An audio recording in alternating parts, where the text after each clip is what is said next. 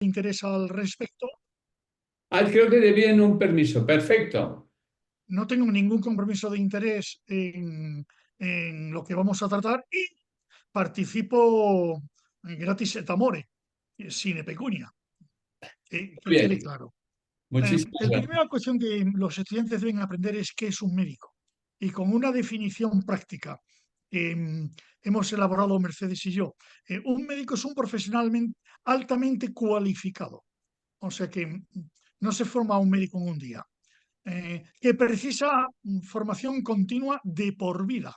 Mientras que ejerza la profesión, tiene que en condiciones reales de restricción de medios, en condiciones reales de restricción de medios, incluyendo de tiempo, es capaz de tomar decisiones rápidas y generalmente acertadas.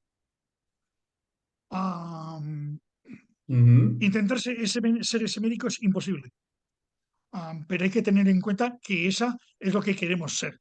Ese profesionalmente altamente cualificado, que precisa formación continua, que en condiciones de restricción de medios, incluyendo restricción de tiempo, toma decisiones rápidas y generalmente acertadas, lo cual es casi increíble, porque corresponde un poco a la idea del broker, que está tomando decisiones en la bolsa en milisegundos. Bueno, pues eso es el médico.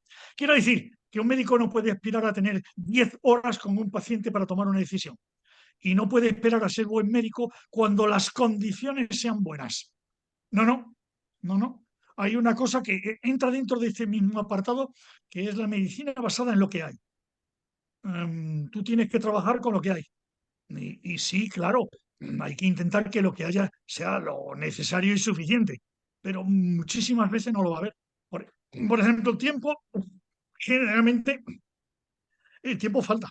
Así que a esa es la tarea que te enfrentas. Si has elegido ser médico, estás enfrentándote a esta mm, decisión. Y si no, dedícate a vender patatas, que es muy honorable.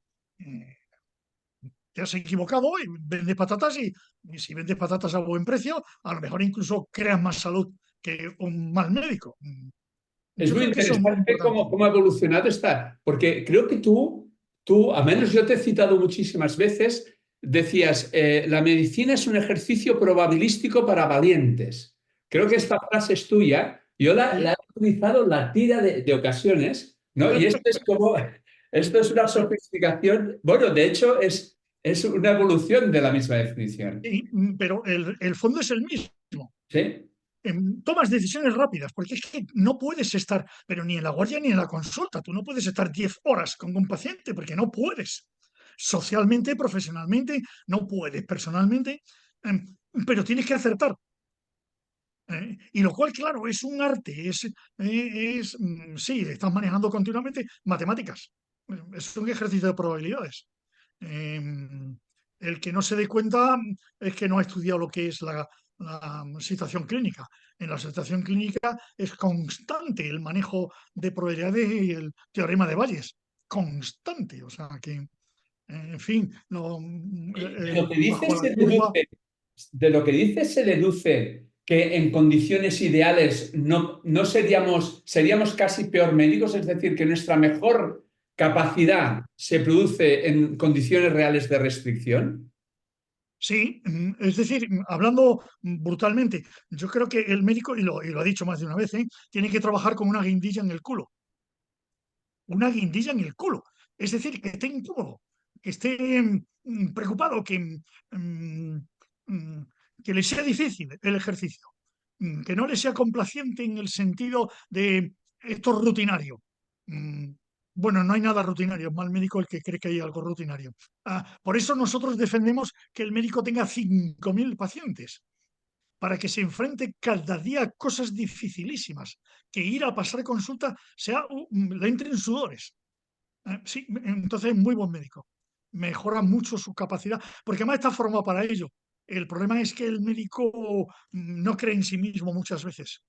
En general, el médico obtiene capacidades para enfrentarse a este reto que nosotros decimos, si cree en sí mismo. ¿Y dices que no creen en sí mismos? en general, o Uf, muchos. no, la mayoría les enseñan a no creer en sí mismos. Les enseñan que necesitan más medios, necesitan más tiempo, necesitan mejor situación, necesitan pacientes más obedientes, necesitan que la gente tenga más educación para la salud. Ah, em, les hacen de creer de sí mismos. No tienen confianza en sí mismos. El médico normal es un excelente profesional, generalmente una buena persona, con unas capacidades increíbles, que las demuestra, por ejemplo, en situaciones. Yo me acuerdo perfectamente del atentado en Madrid de los trenes. No sé si te acordarás del atentado Sí, en Madrid con me los acuerdo, trenes. sí, sí. Mm, Bueno, hubo una movilización profesional, no ya de médicos, sino de profesionales sanitarios, impresionante, sin preparación específica ninguna. Y la gente supo responder perfectamente a la situación anómala y que esperemos nunca volvamos a vivir. Y sin embargo, la gente estuvo preparada. Pero esa falta de fe en nosotros mismos, creo que es muy importante y la estamos perdiendo. Cada vez más. Cada vez parte casi de la formación, tanto de la pregrado como posgrado, es justo quitarle esa fe al médico y hacerle depender cada vez más de máquinas, algoritmos, protocolos, métodos de decisión. Ahora la inteligencia artificial, que me da una risa cuando la gente. eh, sí, creo que eso es importante. Pero esto que comentas, te puedo ir interrumpiendo, ¿eh, Juan? Sí, a cambio, una cosa que no había pensado, querría tener copia de esta conversación. Perfecto, perfecto. Me mandas un enlace o Te lo lo que mandaré, quieras, te lo ¿vale? mandaré. No hay problema. ¿Eh? Aparte, si Vale. estás bien con el tablo blanco, estás la mar de bien. Se te ve muy bien. Oye, pero también por otra parte parece inevitable la algoritmización, la tecnologización de la medicina, ¿no? Parece que es como una corriente que va a arrastrar todo lo que hemos entendido que es la medicina clásica y tal. No, Hacer yo lo veo exclusivamente como instrumentos, pero nada más. Em, Por lo tanto, no afectan. O sea, que tú no crees que ChatGPT y todos estos modelos de amplio lenguaje son solo instrumentos. sí, son Bueno, ayudas en la decisión, que llamaríamos técnicamente hablando, serían ayudas a la decisión, que va más allá de un electrocardiograma, ayuda en el diagnóstico, en el pronóstico, en la interpretación del electrocardiograma, ah, pero como un instrumento. La decisión respecto al paciente es tuya y depende de esas características que hemos dicho al principio. Eh, como ayuda a la decisión, naturalmente, son increíbles y no las tenían hace un siglo. Ah, yo, por ejemplo, en la consulta en el pueblo tenía microscopio y tenía para tomar muestras vaginales. Mis antecesores en el pueblo pues no lo tenían ni podían hacer una determinación en el momento de tricomonas, que yo sí podía hacer. Pero es un instrumento, ¿no? La decisión de convencer a una mujer para que tomes una muestra vaginal en un consultorio rural a solas, si no, no entra en las máquinas, ni entrará nunca. Y es la parte sustancial de la medicina. y por lo Por tanto, en la ejemplo, medida en que todos estos instrumentos generan eficiencia, porque de hecho, por lo tanto, generan eficiencia, te permiten, ¿no? Más rapidez, ¿qué le, qué le, qué le, ¿qué elementos de la práctica médica tú consideras que son perennes y que en el futuro van a ser determinantes en el quehacer del médico? ninguno, los viejos, la escucha, O sea, la escucha, la escucha, el conocimiento del medio ambiente, el conocimiento del medio ambiente. El conocimiento del medio ambiente, entenderíamos lo de el yo y las circunstancias. Pues ujú. eso que llamaba Ortega y Gasset circunstancias, eso es básico. Y eso es en muchos sentidos imperceptible. Es no es definible. Por ejemplo, si ha habido un suicidio en un pueblo del Valle, las consultas durante la semana siguiente y probablemente las 2 semanas cambian sutilmente, pero cambian, porque el suicidio, sobre todo si es espectacular, de un chico joven que no se esperaba, cambia las relaciones completamente, cambian las circunstancias, en el sentido de Ortega. Y eso no va a cambiar nunca para el buen médico. O sea, el buen médico, para que nos entendamos, tiene que estar al día de las noticias, vulgarmente hablando. ¿Y qué me da a mí lo que esté sucediendo hoy? Eso, en Cataluña, si yo trabajo en un pueblo en Madrid, pues ten cuidado que puede repercutir, porque hay cosas que sí pueden repercutir. Porque si lo que ha pasado en Cataluña es que ha habido el secuestro de una chica y el comportamiento de la población, porque era en un medio rural, va a cambiar también en tus pueblos aquí en Madrid. O sea que sí.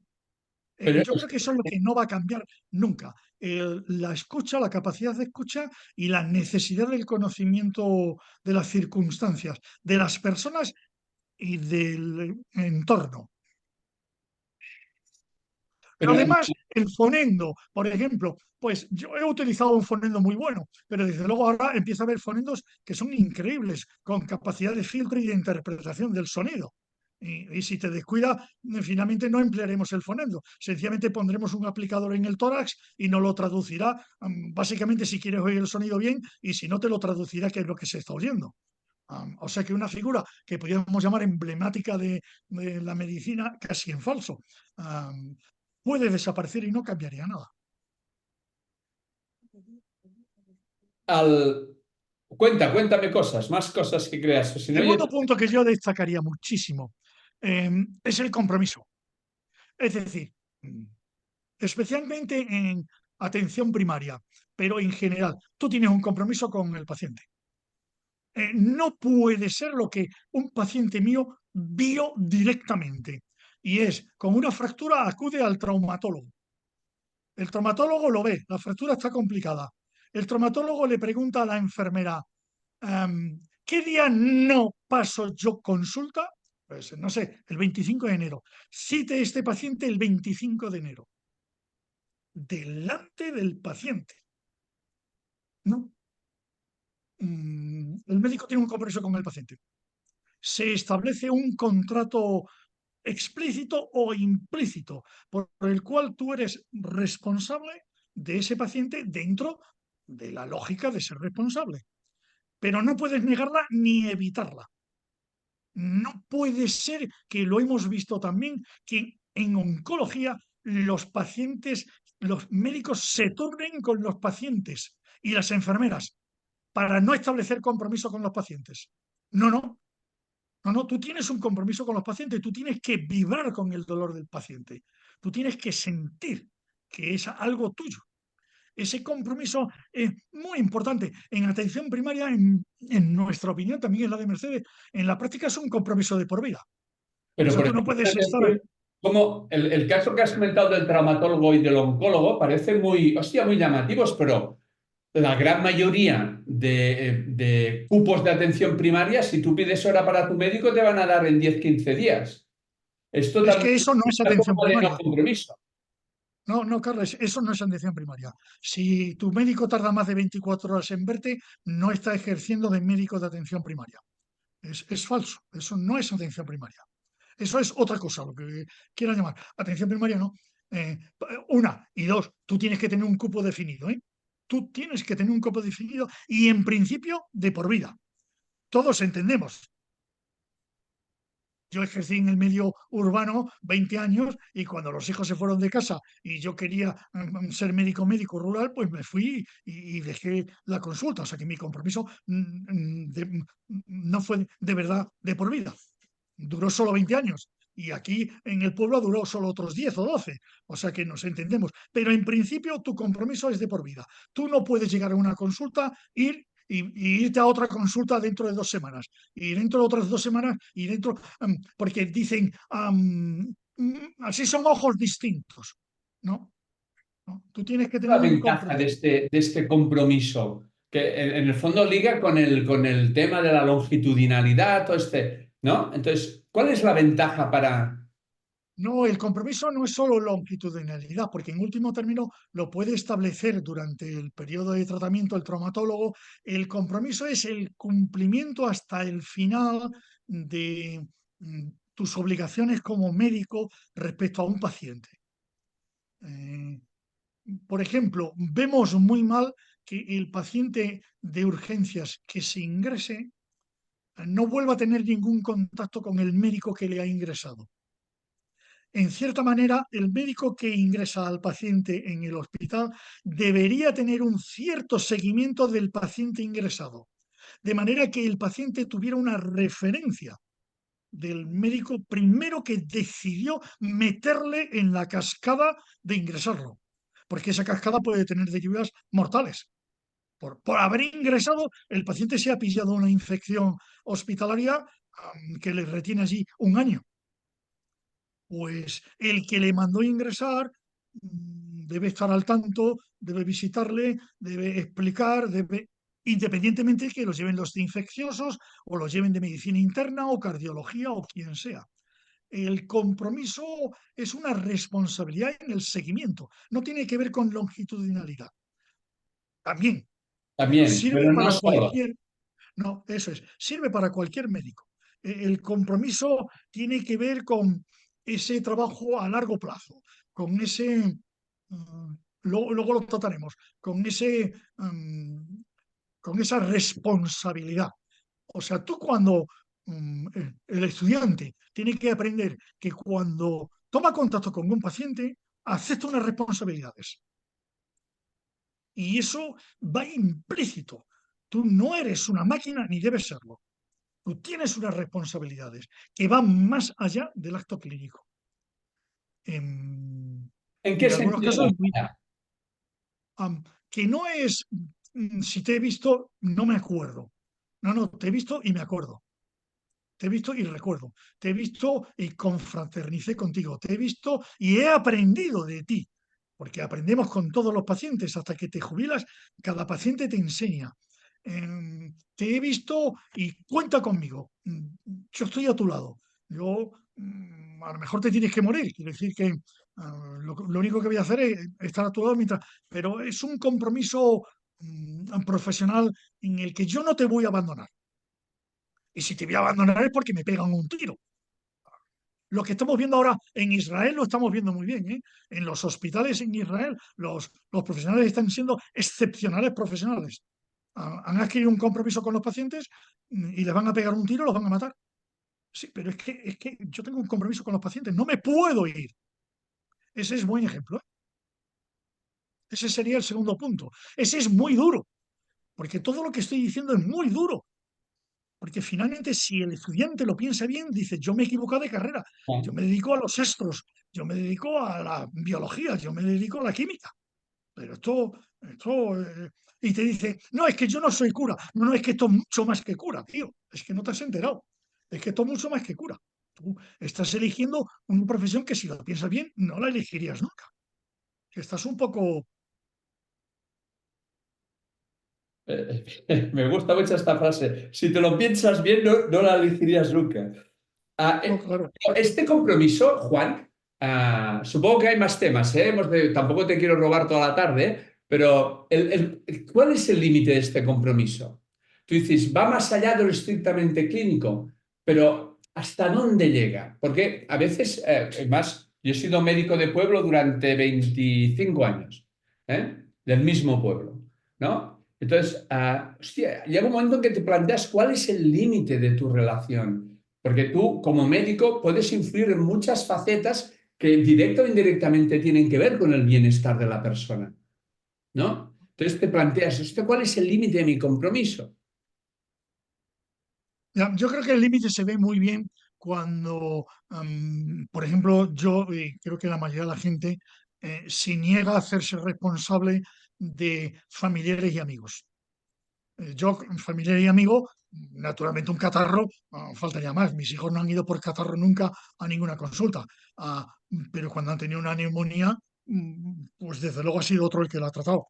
Em, O sea que el compromiso tiene límites, algunos que tienen que ver con relaciones de familiaridad o de amistad, y tiene límites también el compromiso, en fin, de algo que no se habla, ¿no? Cuando ello implica connotación sexual, que en las consultas, tanto varones como mujeres y pacientes del mismo o distinto sexo, hay veces que enturbian la relación. No se suele hablar de esto tampoco con los estudiantes, pero vamos, se han publicado muchísimos artículos demostrando que es muy frecuente, por ejemplo, en pediatría, especialmente pediatra varón y mujer joven, recién parida, que encima está muy hormonalmente debilitada. Y no digamos los psiquiatras, pero en todas las especialidades ese es un límite que también habría que tener cuidado con el compromiso.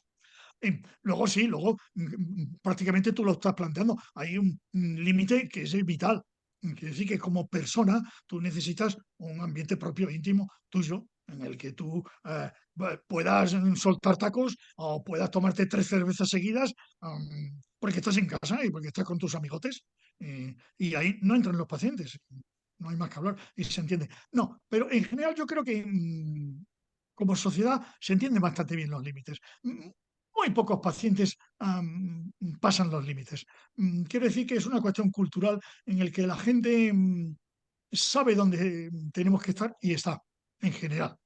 Siempre puede haber una excepción, pues bueno, la controlas. También hay médicos compañeros nuestros, nosotros lo hemos conocido, que se pasan del compromiso, que terminan durmiendo en casa de los pacientes. Pues hombre, en fin. Pero ese ejemplo es bueno, porque alguna vez algún paciente nos ha invitado a comer y hemos ido a comer. Pocas veces, porque lo hemos intentado evitar, pero bueno, pues Está bien, no, está bien, está bien. no creo Perfecto. que sea problema. El tercer punto Compromiso. que yo creo que hay que transmitirle a los estudiantes es la alegría del oficio. O sea, tú puedes pasar consulta y todos lo hemos pasado, y puedes urgencia y puedes operar y puedes terminar soltando sapos por tu boca porque es que ha sido un día en el que parecía que se han concentrado todos los pacientes difíciles, todos los pacientes desagradables, todo. Ya, pero eso es un día.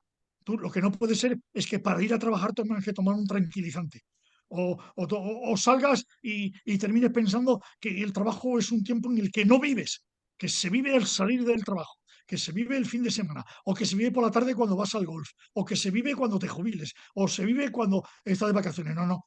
El trabajo es parte de la vida y como tal requiere que sea un trabajo alegre, sea un trabajo en el que haya amor a la profesión.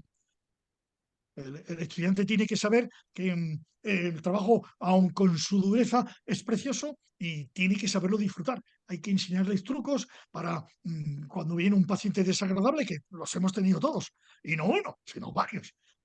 El siguiente paciente no tiene la culpa y tu mujer tampoco. Entonces, y desde luego, no te pagan por sufrir, no te pagan por estar amargado.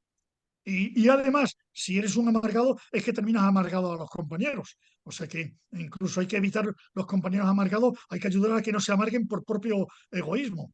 La alegría, el amor al oficio es importantísimo. Tú haces un oficio y lo haces bien y estás contento en su perfección. Ya sabes, porque yo me he jubilado y calculé que había tenido como unas 250.000 entrevistas. En, en, terminé no siendo buen médico, yo quería ser mejor.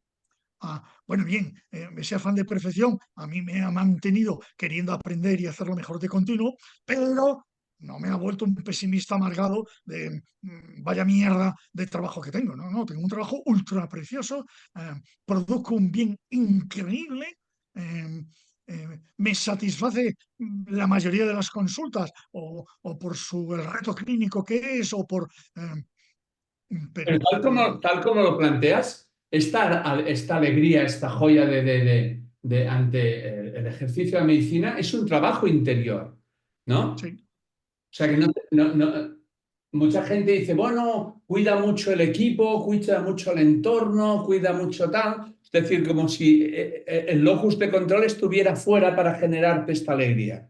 Tú lo planteas desde una mirada mucho más introspectiva, eres tú mismo, ¿eh? Pero fíjate que todo liga con la primera definición que has dicho. Sí, sí, pero es que es muy curioso. Por ejemplo, la gente dice, y a mí es que me asombra, hablando ahora ya de atención primaria, que lo único que ves son catarros. Y yo siempre he dicho, ojalá solo viéramos catarros, porque no, es que cada catarro, incluso el catarro es distinto. Cada catarro es un reto. Incluso en el tipo que tuvo el catarro al principio de la temporada de invernal y que lo tiene al final. Y la mujer que cuando era jovencita tenía unos catarros y ahora que es madre los tiene de manera distinta. Incluso los catarros. Ah, no, la consulta diaria tiene que ser un reto clínico, profesional, humano, eh, que produzca mucha satisfacción, que compense las inevitables insatisfacciones, que esa es otra cuestión. Es que la gente tiene que aceptar que en el trabajo hay insatisfacciones, per se, porque la medicina nunca va a ser perfecta y tú nunca vas a hacerlo bien, nunca vas a ser como querrías ser. Sin embargo, eso no te tiene que amargar. Y esa alegría, eso es interior. O sea, tú tienes que irradiar alegría a tus compañeros al salir de la consulta. ¿Qué tal la consulta? Fenomenal. Pero no he tenido ningún problema. ¿Cuánta? Claro, ¿cuánta? Lo normal, ¿qué pregunta más tonta? Y entonces no te has cabreado. Pues sí, me he cabreado en 2 casos, pero en otros 28 he estado contentísimo. Y eso, aunque tengas 70 pacientes, que todos los hemos tenido. Te vas como una Pero es máquina. verdad, en realidad los que te generan la percepción negativa son 2 de los 70. Los Sí, otros 68 han estado encantados, han seguido dándote sí, las gracias y tal, sí, pero sí. solo te centras, ¿por qué solo nos centramos en los 2 que han dado por saco? Es humano porque te escuece mucho, especialmente si es injusto. Si no es injusto, escuece más. Quiere decir, si detectas que has tenido un error grave, te escuece y te quema. O sea que una parte es razonable que eso impresione mucho. Pero no puede ser, y vuelvo a insistir, puede ser que un día finalmente salgas cabreado de la consulta. No pasa nada. Como un día has terminado y vas a casa y es que no quieren ni hablar de la consulta.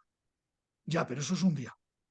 Eso no puede ser el diario. Sobre todo, no puede ser que esto se está viendo mucho ahora entre gente joven, pero ya se veía entre la nuestra, ¿eh? Ah, que la gente crea que la vida está fuera del trabajo. No, porque es que entonces estás perdiendo 1/3 de tu vida. Y el otro tercio estás durmiendo. O sea que es que te queda una mierda de 1/3 para disfrutar de la vida. Eso no puede ser.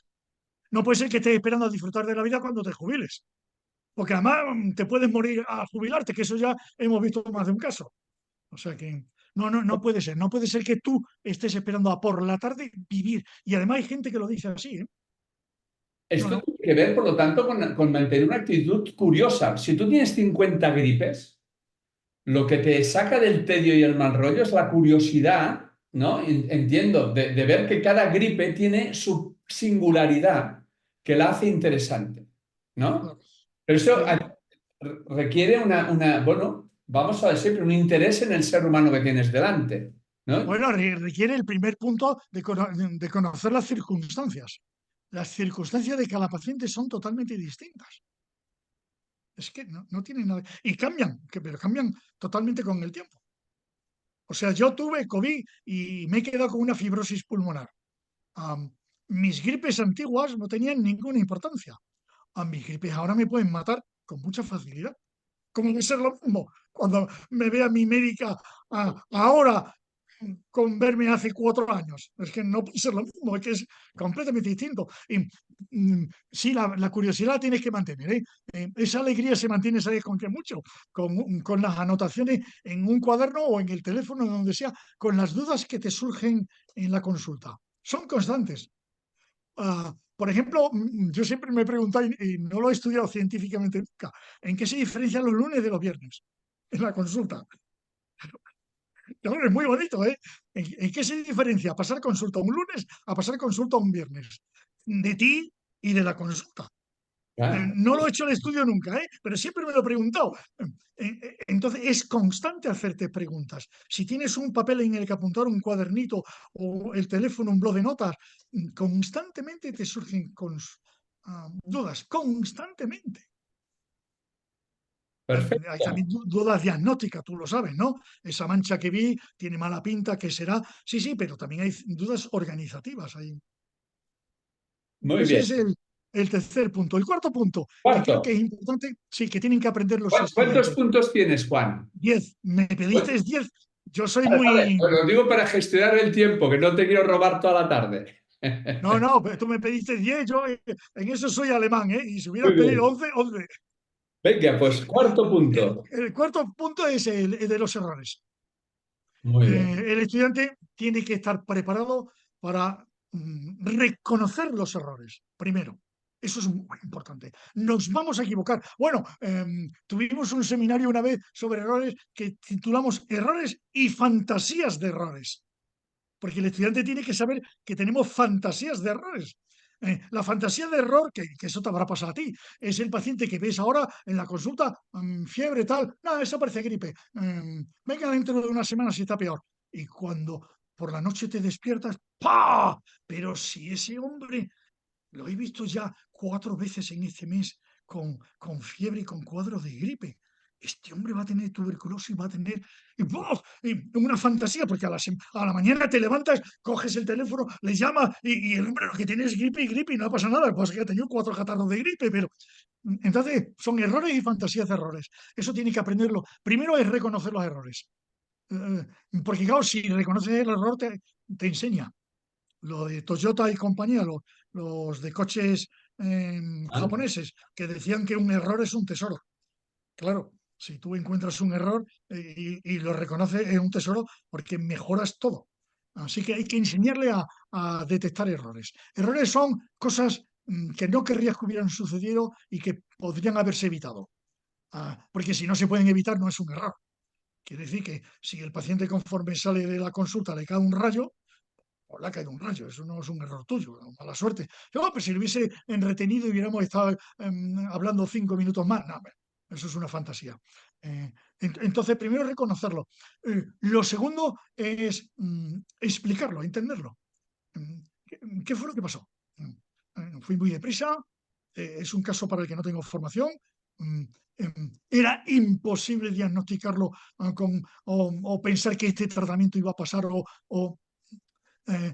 lo tercero es explicárselo al paciente y la familia, ¿eh? Y eso es muy duro, porque hay que ser muy claro. Me equivoqué, me equivoqué, lo hice. Si hubiera sido usted mi hijo, si hubiera sido usted mi mujer, si hubiera sido usted mi madre, me hubiera equivocado igual. No puedo decir otra cosa, ¿no? Lo he hecho lo mejor que se puede. Um, lo cuarto es muy importante y es tomar medidas para que no se repita, ¿eh? O sea que quiero decir que un error se puede producir, pero no se debe repetir. El mismo error, vamos, sería... y lo último, hay que reparar el error. O sea que si hay un seguro, si hay la reparación de los errores, muchas veces los pacientes y la familia, especialmente en sistemas como en Nueva Zelanda, que los hay no judicial, lo que quiere es que no se vuelva a repetir en nadie. Pero incluso en caso de muerte, ¿eh? Muchísimas familias, mire, si no se vuelve a repetir en nadie, comprendemos que fue casi inevitable y no queremos ninguna compensación. Mm, Pero esto es muy importante, porque los errores primero no se identifican. Segundo, si se identifican, no se analizan, no se consideran, se tapan, pero uno mismo también lo tapa. Muchísimo menos comentarlo con compañeros. Y muchísimo menos comentarlo con el paciente. Y sin embargo, es la única forma de que eso quede un poco excusado, podríamos decir, que no nos pese el resto de la vida. Es- yo creo que eso es ¿sabes muy qué? importante. Y lamentablemente a los estudiantes, perdona, que no se les enseña. Lamentablemente, es como si en medicina no hubiera errores y como si de todo tuviesen la culpa otro. Hay ¿Sabes? tiempo, El el error gerente sí, es el único tema que ha salido en todas las entrevistas. claro, porque Es, nos duele a todos mucho. Sí, es el único, ¿eh? El único. Hay grandes tópicos o lugares comunes, pero el único lugar seguro compartido ha sido el error. Es acojonante. Me alegra porque es Porque una a cuestión todos, de la que se trata poco. y nos afecta mucho y todos hemos sido Claro, conscientes de, ¿no? claro, el cirujano francés aquel decía que todos los médicos tenemos un cementerio. ¡Un cementerio! No es que se haya muerto un paciente por nuestra culpa, no. Es que es varios. Es que tenemos un cementerio a nuestra espalda. Y yo se lo expliqué una vez a la alcaldesa de Canencia, con un error que hubo. Se lo dije, mira, si quieres que no haya errores, dejo de ejercer. No viene por aquí ningún médico y entonces no va a haber ningún error en el pueblo médico. Pero si ejerce un médico, se va a equivocar. eh, en fin, pídele que no sea imprudente, que no. Pero sí, claro, la forma de no cometer errores es no ejercer. Si ejerces es inevitable. Muy bien. El quinto punto que yo creo que hay que destacar es la independencia. O sea, el profesional tiene que ser, y se une al segundo de compromiso, el profesional tiene que ser responsable por sí mismo.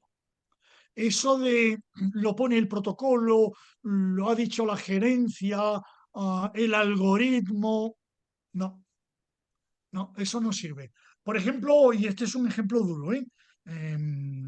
Cuando la pandemia, el uso de la hidroxicloroquina desde el principio fue criminal. Entonces, a mí me da igual que en el protocolo que consulté del Santa Cruz y San Pablo, de Barcelona, lo pusiera. Me es indiferente, porque el paciente no es del Hospital Santa Cruz y San Pablo, el paciente es mío, el compromiso. Y mi independencia hace que yo no recete hidroxicloroquina. Eso conlleva que el médico, con el punto 2 y el punto 5 esté dispuesto a aceptar la cárcel por sus pacientes. Pues sí, pues sí, porque si me niego a recetar hidroxicloroquina en aquellos días en el Santa Cruz y San Pablo, probablemente me echen. Y probablemente si algún paciente se muere, o dos o tres, por no dar hidroxicloroquina, como dirían, me llevan a la cárcel. Sí, sí, pero esa independencia es fundamental. El médico, en último término, es el responsable único de sus decisiones. Estoy de Eso tiene que acuerdo. ver también independencia de industrias, ¿eh? Independencia de industria, independencia de key opinion leaders, independencia de sociedades científicas, independencia del equipo. O sea, finalmente tú, delante del paciente, eres el que toma las decisiones y debes estar dispuesto a aceptar las responsabilidades. Claro, eso, bueno, lo digo ahora, ¿eh? Eso tiene que ver de nuevo con el primer punto de que es un médico. Pero fíjate tú que los protocolos se han inventado básicamente para protegerte legalmente, ¿no? ¿Ya? Pero eso se llama medicina ofensiva, que la gente le llama medicina defensiva. Y yo lo llamo medicina ofensiva. Eso ofende al paciente y al profesional. Porque eso está diciendo, como lo dice el protocolo, pero ¿qué protocolo ni que ni muerto? Oiga, yo soy paciente, usted es profesional, en mi caso concreto, en mi circunstancia, y volvemos al punto de las circunstancias, ¿qué hay? Y ahí estás desnudo. Ahí no hay protocolo, ahí no. Si haces medicina humana, si haces medicina armónica, que nosotros llamemos, si haces medicina ofensiva, pues sí. Y sí, sí, el 90% de los profesionales hoy hacen medicina ofensiva fundada en los protocolos. Hace gracia Algoritmo, porque con lo cual tienen razón que la inteligencia artificial los va a sustituir cualquier día. A ese 90%, pues claro, lo sustituirá la inteligencia artificial y será incluso más humana, como demostraban en Llama, que era más humana. Sí, sí. sí, sí, sí, sí. Claro que está muy bien. Punto número 6. Eh, hay que practicar lo que llamamos ética de la negativa. Ética de la negativa es saber decir no con elegancia, prudencia, educación, paciencia, tranquilidad, serenidad, firmemente, pero no a pacientes, a superiores y a compañeros. La ética de la negativa es muy importante y todos la hemos ejercido.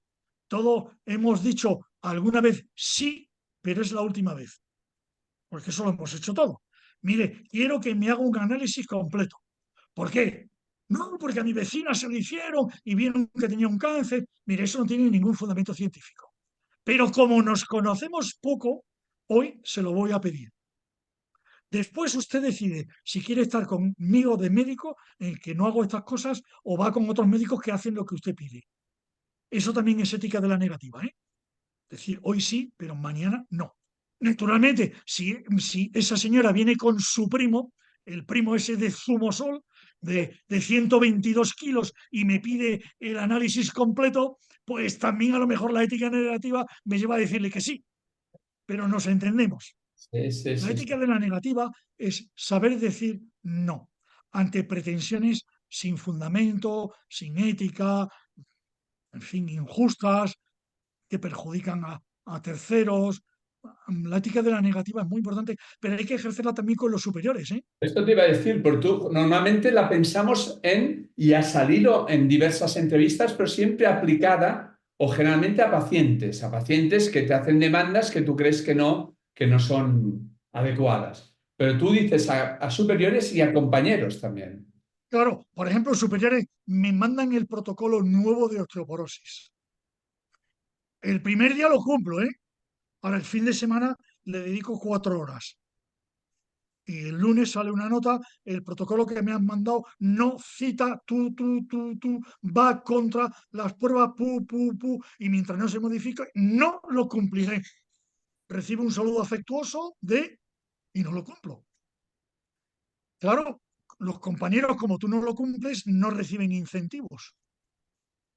Pues hay que decir a los compañeros también que no lo hago. Que no. Sí, sí. No, no, la ética de la negativa tiene que ver con el punto quinto de la independencia. O sea, van Esto ligados es todos los jodido, ¿eh? Lo que puntos. comentas de los compañeros, porque hay muchos Ujú. en Cataluña donde la estrategia de dirección por objetivos es muy Sí, potente. Médicos bueno, que son muy asertivos en su posicionamiento y muy rigurosos y que no comulgan con preceptos, acaban tragándoselos para no lesionar el incentivo común. yo no, en algún caso, especialmente con enfermeras que eran las que se ponían más bravas, se lo decía, pero ¿cuánto te toca por esto? ¿50 € al año? Toma, te los doy yo. Te doy 50 euros y déjame hacer lo que creo que debo hacer. Y siempre a la dirección va una nota diciendo, por supuesto, si lo cambian, cuenten conmigo. Y si quieren cambiarlo, estaría encantado en participar. O sea que no es una negativa salvaje. Eh, Fíjate que tú mm, aludes a negativas muy bien argumentadas. sí, muy bien. Pero eso lo hemos hecho toda la vida, tanto Mercedes como yo, y nos ha dado mucho crédito con nuestros jefes. Que en último término podríamos decir, nos han consentido cosas que a otros no les consentían. Pero también te pasa con los pacientes y con los compañeros, porque te termina dando crédito. Tú imagínate cuando nosotros dejamos de vacunar cada 10 años del tétanos, que fue como en el año 82, ¿eh? Ejercimos desde el 74, el 82 empezamos a leer que bastaba con la vacunación correcta de 4 o 5 dosis y que no había que poner ninguna. El Cristo que se montó. Porque, claro, desde el ministerio para abajo había que vacunar cada 10 años del tétano. No, no, no, no. Y en el 2002, el ministerio cambió el criterio. O sea que nos pasamos ejerciendo desde el 82 hasta el 2002, 20 años, en contra del ministerio. Sí, tiene que estar muy bien argumentado, ¿eh? Porque, claro, es insostenible si no. Ese tiene que ver con el punto séptimo, que es la ética de la ignorancia. La ética de la ignorancia, la ética negativa la hemos definido nosotros. La ética de la ignorancia la definió Richard Smith, el exdirector del British Medical Journal. El artículo es Ethic of Ignorance. Es compartir lo que no sabemos. Y claro, compartir lo que no sabemos es saber lo que sabemos, que tiene que ver con el primer punto. Es que para trabajar con ética de la ignorancia, tú tienes que saber muchísimo. Claro, por ejemplo, ahora con la gripe, que estamos en vivo, ¿no? Mire, no sabemos por qué la gripe es en invierno. No lo sabemos. A usted le dirán las reuniones familiares, el vivir cerrados, que no lo sabemos. Que si hay menos vitamina D, que no sabemos por qué la gripe viene en pico estacional en invierno y por qué desaparece, se va. No lo sabemos. Eso es ética de la ignorancia. Tiene que ver con el control de la incertidumbre que saldrá luego, porque la incertidumbre es la percepción de la ignorancia. Pero la ética de la ignorancia no exime la acción, entiendo. No, ¿Eh? no, No es es, hombre, yo no compañía. sé, oiga, yo lo siento, pero porque mucha gente, hay compañeros que se escudan en esto. Hostia, yo esto lo siento, pero yo aquí no puedo hacer nada porque no sabemos qué hacer. ¿Eh? No, no. O sea, por ejemplo, la gente dice, y lo dice, da pena, ya no se puede hacer nada. ¿Cómo que no se puede hacer nada? ¿Cómo que eso O es no hay mentira? evidencia de que haya algo que vaya bien. ¿Eh? O sea, por ejemplo, nosotros, que decías tú antes, hemos tenido flor natural siempre en la consulta. Flor natural, flor cortada, flores en la consulta, siempre, en el sistema público, ¿eh? Siempre. No hay prueba científica ninguna de que eso sea bueno. Pero a mí me da igual, me resulta gustoso, a mis pacientes les resulta gustoso, rompe la dureza a veces extrema el ver algo tan bonito como unas flores. El que yo ignore si las flores favorecen o no el encuentro terapéutico no me inhibe de tener las flores. Pues esto en general. ¿Cómo que no se puede hacer nada? Porque el cáncer ya está con metástasis. Pero anda que no queda vida hasta la muerte. Claro, yo puedo hacer miles de cosas hasta la muerte. Desde venirme a tomar un café de vez en cuando con usted por la mañana antes de entrar en la consulta, hasta que tenga tratamiento para el dolor de manera que no le duela, hasta pedirle al cura, si usted es cristiano, que pase a verle. Yo puedo hacer mil cosas. No, no, la ética de la ignorancia supone una medicina con límites. Es decir, am, ah, por ejemplo, la citología de cuello de útero. En España probablemente es innecesaria como programa y había que aplicarlo especialmente a las pobres, a las prostitutas, a las drogadictas, pero no a la población general. Es importante que los médicos discutamos este problema especialmente con las autoridades, porque ignoramos, vamos, no ignoramos, tenemos certeza de que en España es innecesario, pero podemos plantearlo como que no tenemos certeza.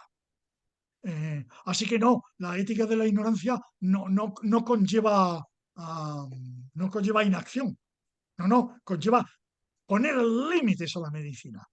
Yo no puedo prometer al paciente que no se va a morir. Lo que intento es que mis pacientes se mueran después que yo, pero se van a morir todos. Claro. Entonces yo no puedo ir por el pueblo diciendo, ha llegado aquí el médico y que va a evitar que ustedes se mueran. Porque claro, me encierran y además me encierran con razón. Llaman a la Guardia Civil y dicen, oiga, que ha llegado un médico loco. O sea, no lleva la inacción, sino pone límites a la medicina. Y uno de los trabajos de Mercedes y mío, desde hace 50 años que terminamos, es justo una medicina con límites. Con límites. La medicina no puede resolver todo. La medicina no evita todo el sufrimiento, no evita todas las enfermedades, no evita todas las muertes. La medicina hace verdaderos milagros, pero entre los milagros, como devolver la vista a alguien que tiene cataratas, pues desde luego es un milagro. Pero claro, los milagros no llegan a lo que la gente espera. Así que la ética de la ignorancia es muy importante para poner límites, no para la inacción. Muy bien. El Número siguiente punto, eso es, tiene que ver con este, y es la tolerancia a la incertidumbre. O sea, la incertidumbre es consustancial, que hablábamos al principio informalmente sobre las probabilidades. Yo en mi consulta creo que nunca he diagnosticado una gripe. Nunca. He diagnosticado una probable gripe. Estamos en época de gripe, los síntomas que tiene parece de gripe, pues váyase a casa y ya veremos. Porque alguna enfermedad de Hawking empieza como gripe. Claro, y una fiebre Q empieza como gripe. Entonces, Bueno, pero los pacientes se van igual de contentos. Probablemente lo que tiene es gripe. No ande preocupado, tiene la puerta abierta si me necesita. Aquí tiene un justificante para 3 días y ya está. Y el 99% de los pacientes se van tan contentos. Pero la incertidumbre es ser consciente de la ignorancia. Claro, quien no sabe nada no tiene incertidumbre ninguna. Claro, el que no sabe nada no tiene dudas. Todo está bien. Muchas veces el problema no está tanto en ser consciente de que tienes dudas, límites y poca idea de lo que hay. La gente, a los médicos, lo que les jode es expresarlo al paciente, ¿no? Porque les Eso, hace sentir que pierden autoridad o que pierden opción de confianza por parte del paciente. ¿Tú cómo lo ves esto? Es decir, no, ¿vale? en Yo, absoluto. Tienes que saber compartir la incertidumbre. He sacado ya el problema de la mancha en piel. Un paciente que es muy típico, te viene con una mancha en piel. Mire, y me han dicho que en la televisión han dicho que cuando tengo una mancha tengo que venir al médico para que me la quiten. Eso es muy frecuente. Y tú miras la mancha, no parece un melanoma, no parece nada, no tienes ni idea de qué es y lo compartes con el paciente. Mire, esa mancha no parece maligna, pero no tengo claro qué sea. Vamos a dejarla. Y usted me tiene a su disposición y si no, pues en 3 meses, en cualquier caso, ya le doy cita para dentro de 3 meses, el mismo día, el día 8 de febrero, pues el día 8 de mayo, venga usted por aquí que se lo vuelvo a ver. El paciente se va contentísimo. Lo mismo es, mire, le voy a sacar una fotografía de esa mancha y lo consultamos con un dermatólogo porque no me gusta. No le digo que sea importante, pero no me gusta. Le llamo por teléfono con el resultado. Estás compartiendo incertidumbre, ¿eh? Totalmente. Y el paciente lo agradece muchísimo. Yo creo que el paciente lo que tolera peor es que tú no des una impresión de gravedad pronóstica al lado de la incertidumbre. Mire, esta adenopatía que tiene probablemente es de tipo vírico asociada al catarro que está teniendo. es Ese aquello que probablemente, sí, claro, probablemente es incertidumbre, es probabilidad. sí. El paciente lo lleva muy bien. Lo que tú no le puedes decir es, eso no es nada. No, claro, esa adenopatía no es nada. Mire, que me la estoy tocando aquí, que me la ha visto mi cuñado, y mi cuñado tiene un primo que empezó así y era un cáncer de pulmón. Y claro, tú no puedes decir que no es nada.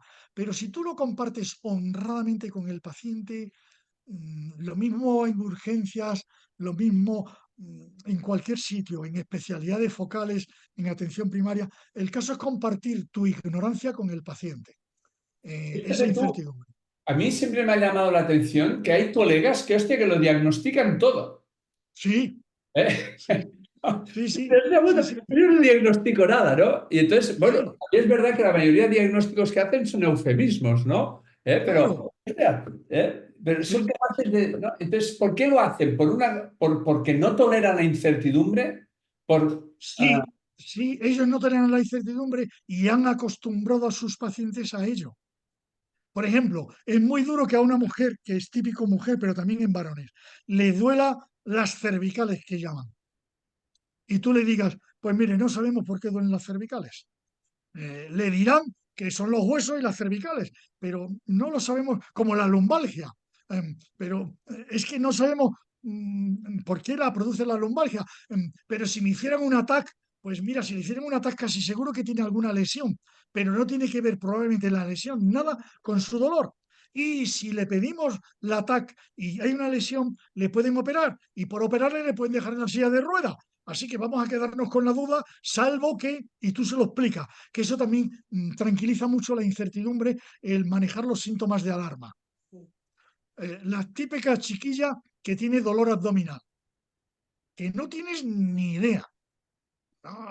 Y no le vas a poner un eufemismo de eso de colon irritable o...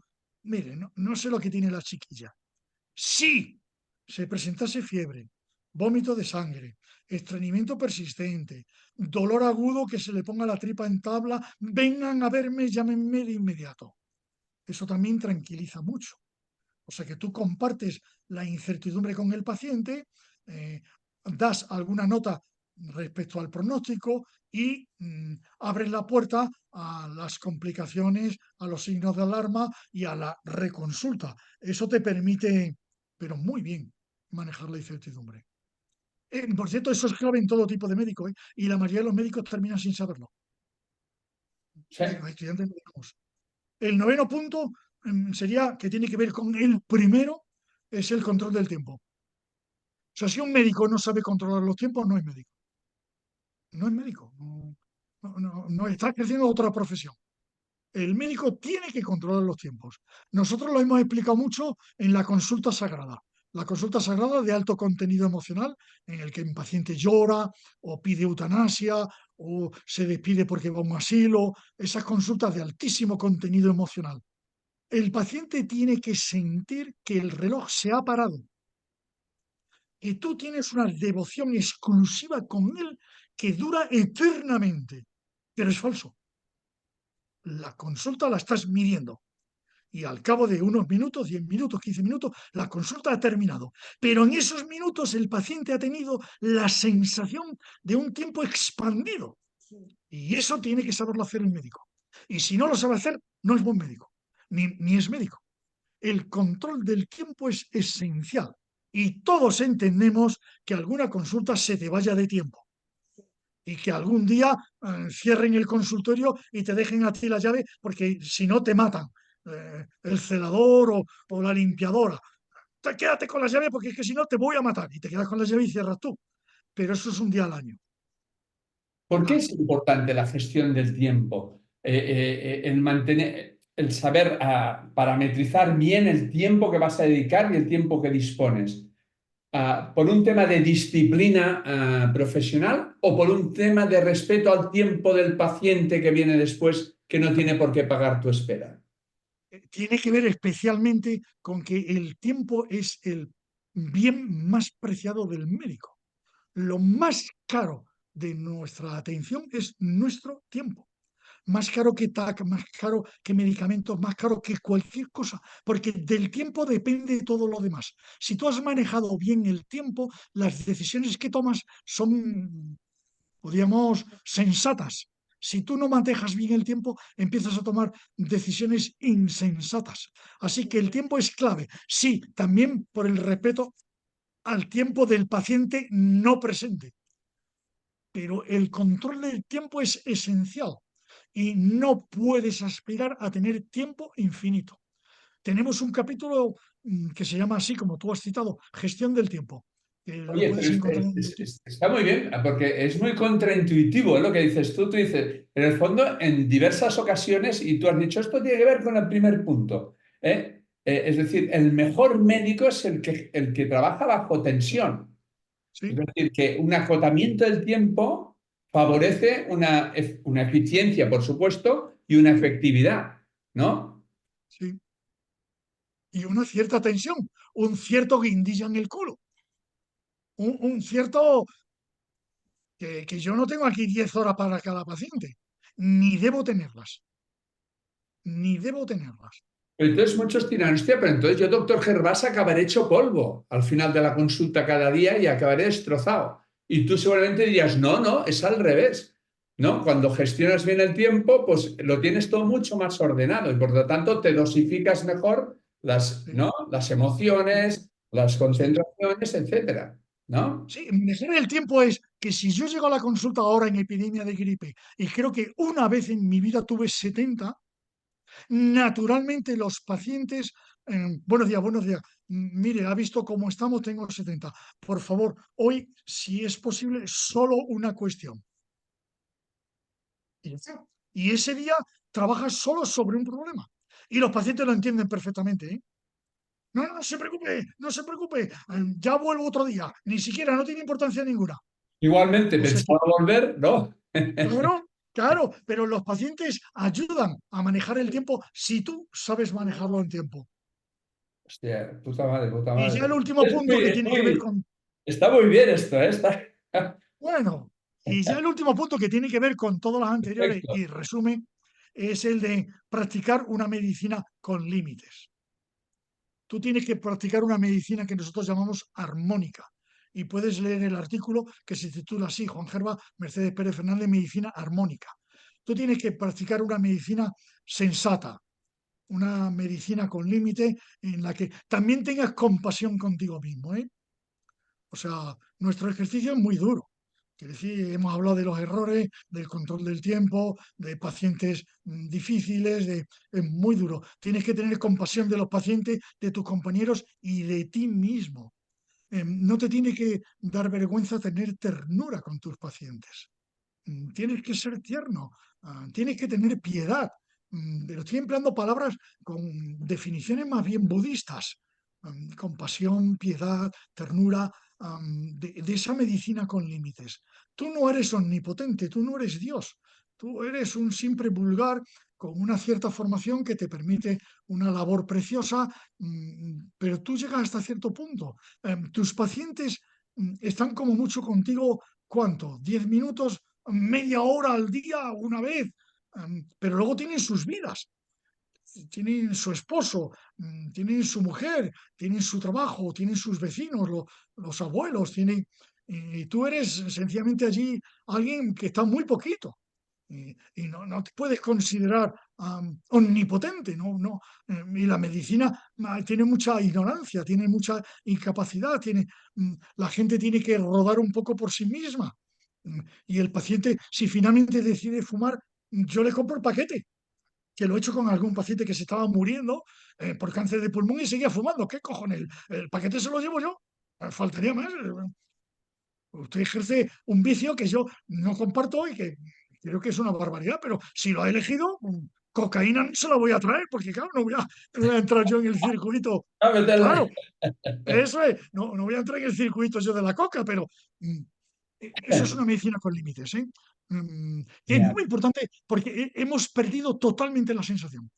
Tú, continuamente en las noticias, continuamente en el ejercicio, cada vez hacemos más cosas, más capacidad de resolver, más potente, cada vez intervenimos antes y cada vez somos más peligrosos, porque si intervenimos antes con más medios y con medios muy potentes, pues cada vez nos convertimos en una bomba explosiva.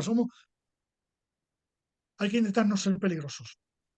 Hay que intentar una medicina con límites, que es una medicina muy científica, muy humana y muy ética, pero con límites. Que no, luego el paciente se te muere, y se muere y se muere y ya está. Y no pasa nada, no se ha ejercido mala medicina. Bendito sea Dios, que tú también te vas a morir. Juan, última pregunta que te hago, para no robarte más tiempo. Eh, Todo esto que me has estado contando, que ha sido un recital, ¿eh? Hostia, es un Ah, destilado gracias. de cojones, está súper bien. Pero, claro, a mí me suena apasionante, pero yo puedo tener un punto friki también, ¿eh? Entonces, a Sí. un médico joven, ¿cómo crees tú que cuando tú esto lo has transmitido a las nuevas generaciones de médicos, que pertenecen a un mundo que está secuestrado por falsas certidumbres, por una visión omnipotente de la potencialidad de la medicina y tal? Eh, ¿Cómo lo viven los médicos cuando reciben mensajes como lo que tú has dicho? Los médicos jóvenes. Sin ningún problema. Nosotros tenemos una cosa que se llaman seminarios de innovación en atención primaria, que llevamos ya 20 años y con 50 seminarios. El problema que tenemos en los seminarios de innovación en atención primaria, que no tienen dependencia de la industria, que te tienes que pagar el viaje, los ponentes y los asistentes, que hay un debate virtual de un mes antes. Por ejemplo, ahora tenemos uno en Barcelona. El problema que tenemos es que hay demasiada gente joven, que hay demasiada gente joven que está deseando oír este mensaje, que está deseando la alegría del oficio, que está el reto del control de la incertidumbre y del tiempo, que está deseando. Ah, hay un texto muy bonito que nos escribió una estudiante que ponemos de Madrid, en realidad de Valencia, que se titula ¿Cómo habéis logrado resistir tantos años con alegría? Que te mandaré, que se puede leer. Estaría, Eh, ¿eh? sí, te lo mando, en que explicamos un poco el método, que resume un poco lo que hemos estado hablando. No, la gente joven está deseando. Ten en cuenta que especialmente antes del tercer año, en el tercer año de medicina suelen haber ya muerto clínicamente. Los estudiantes mueren por PowerPoint. El PowerPoint los mata, sí, sí, en tercero. Ahora En mismo tercero. la muerte Hay que del hablar con ellos, PowerPoint. hay que hablar con ellos antes de tercero. Pero si hablas con ellos, te los conquistas, porque se dan cuenta. Cuando leas la carta que nos mandó la estudiante, verás con qué precisión diagnostica lo que es el horror de la medicina actual.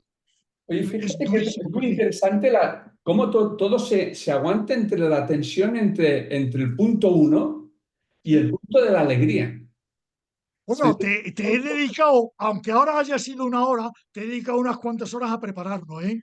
ya, ya, O ya. sea que, Está súper, bueno, es acojonante, ¿eh? bueno. Oye, Oye, pero me tienes que mandar esta entrevista porque con tu permiso la voy a difundir, ¿eh? sí, sí, sí. Cuando salgan palabrotas, haces un de censura. Nada, hombre. Y tal, te la pasaré mañana por la mañana, te la voy a pasar Vale, por mi transfer. vale, Y vale. pásame el artículo de esta chica de Valencia de la Ahora ley, mismo, porque esto, hostia, ahora está muy mismo. bien, ¿eh? Juan, hoy estoy súper Bueno, agradecido porque esto ha sido un faenón, ¿eh? Está muy bien, ¿eh? Ha sido precioso, bueno. He ¿no? puesto lo mejor de mí, ¿eh? O sea Bien. que Oye, pues le- le- muchísimas le- gracias por la generosidad, el tiempo, el talento y todo. no, no. Y mi compromiso es, uno, enviarte la grabación. Dos, en febrero darte feedback de por dónde paso con este tema. Tres, me comprometo, y aquí queda grabado, de que algo tangible va a salir de este esfuerzo. Eso es. Y con Sí. esto voy a agradeceros lo que me estáis dando, que es mucho, ¿eh? De todo lo que he hecho en mi vida profesional, nunca me lo había pasado tan bien como con estas conversaciones. Seguro, Te lo seguro, juro. sí, porque es un tiempo de reflexión. Sí, sí. Y poder hablar gente contigo, hostia, es brutal, ¿eh? Porque estos destilados son, bueno, potentísimos. Mi responsabilidad será destilarlos con gracia, ¿eh? Y efectividad para la gente Sí, que contesta. Pero esto ya encontraré la manera, ya la encontraré. bueno. Oye, Venga, te Juan, mando el enlace, Carlos, y gracias por todo, por tu escucha y muchísimas tu ayuda. gracias, de todo corazón. Venga, hasta ahora. Buen día. Gracias. Bueno, adiós, Luego, buenas tardes. Adiós. adiós.